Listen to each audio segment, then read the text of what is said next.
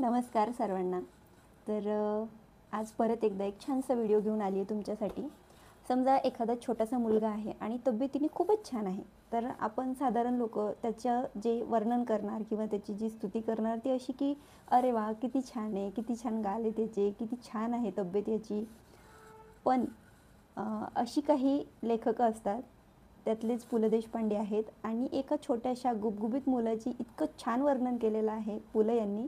तर ते आज मी तुमच्यासोबत शेअर करणार आहे. जपानी लोक पीतवर्णीय आहेत हा एक गैरसमज आहे. गहूवर्णापासून लालबुंद चेहऱ्यापर्यंत सर्व प्रकार आहेत.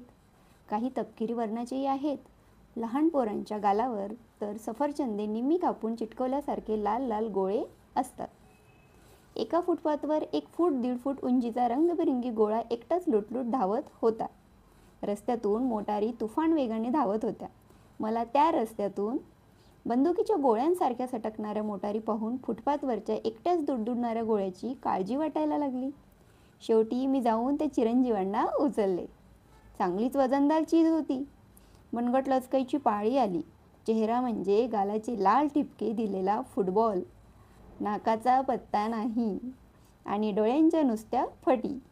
आता स्वारी माझ्याकडे पाहून हसायला लागली होती. किती ते सुंदर वर्णन खरंच.